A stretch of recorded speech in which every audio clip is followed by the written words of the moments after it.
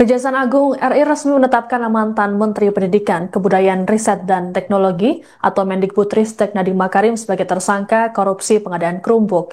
Nadiem disebut meloloskan pengadaan laptop Chromebook yang sempat ditolak di era Mendikbud Muhadjir Effendi. Hal ini diungkapkan oleh Direktur Penyidikan pada Jaksa Agung Muda Bidang Tindak Pidana Khusus atau Dirdik Jampitsus, Nur Cahyo Jungkung Madio, dalam konferensi pers di Gedung Kejagung, Jakarta, Kamis 4 September. Menurut Nur Cahyo, Nadiem yang saat itu masih menjabat sebagai Mendikbudristek menjawab surat dari Google untuk berpartisipasi dalam pengadaan alat teknologi informasi dan komunikasi atau TIK di Kemendikbud. Padahal surat tersebut ditolak oleh Menteri sebelumnya Muhadjir Effendi dengan alasan spesifikasi laptop Chromebook Google gagal uji coba di sekolah garis luar pada 2019. Adapun kerugian negara yang ditimbulkan imbas kasus ini diperkirakan mencapai 1,980 triliun rupiah, namun jumlah pastinya masih dihitung oleh Badan Pengawasan Keuangan dan Pembangunan atau BPKP. Untuk diketahui, Nadiem telah menjalani pemeriksaan selama 3 kali terkait kasus dugaan korupsi Chromebook ini. Pemeriksaan dilakukan pada 23 Juni 2025, lalu 15 Juli 2025. Hari ini, Nadiem kembali melakukan pemeriksaan oleh penyidik Kejagung, didampingi oleh 6 anggota tim kuasa hukumnya, termasuk Hotman Paris Hutapea. Kembali menetapkan satu orang tersangka dengan inisial NAM selaku Menteri Pendidikan, Kebudayaan, Riset, dan Teknologi Republik Indonesia periode tahun 2019-2024. Perbuatan yang dilakukan oleh tersangka NAM antara lain yaitu pada bulan Februari 2020, NAM yang saat itu menjabat sebagai Menteri Pendidikan dan Kebudayaan, Riset, dan Teknologi melakukan pertemuan dengan pihak dari Google Indonesia dalam rangka membicarakan mengenai produk dari Google, yaitu dalam program Google for Education dengan menggunakan Chromebook yang bisa digunakan oleh kementerian, terutama kepada peserta didik. Dalam beberapa kali pertemuan yang dilakukan dengan pihak Google telah disepakati bahwa produk dari Google yaitu Chrome OS dan Chrome Device Management atau CDM akan dibuat proyek pengadaan alat teknologi informasi dan komunikasi atau TIK.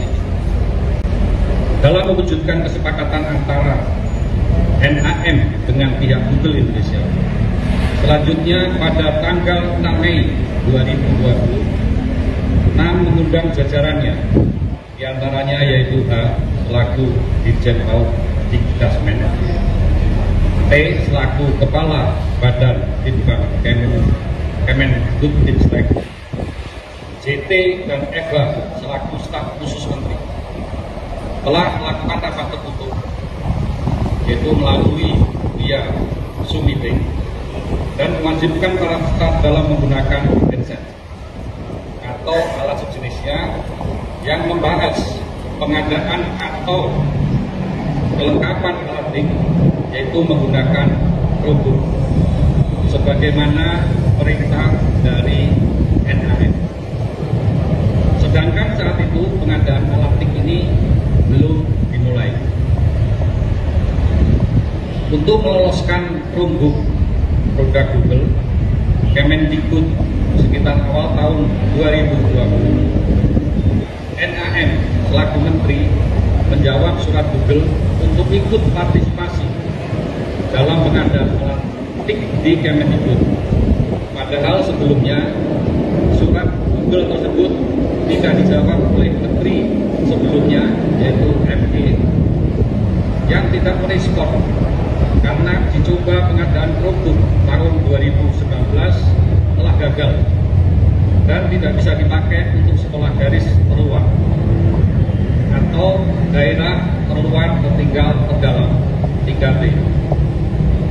Atas Atas perintah 6 dalam pelaksanaan pengadaan BIK tahun 2020 yang akan menggunakan Chromebook, SW selaku Direktur SD dan N selaku Direktur SMP membuat juklat yang spesifikasinya sudah menguji, yaitu Chrome OS. Selanjutnya tim teknis membuat kajian review teknis yang dijadikan spesifikasi teknis dengan menyebut Chrome OS. 6 pada bulan Februari 2021 telah menerbitkan Permendikbud nomor 5 tahun 2021 tentang petunjuk operasional dana alokasi khusus fisik reguler bidang pendidikan tahun anggaran 2021 yang dalam lampirannya sudah mengunci spesifikasi Chrome OS.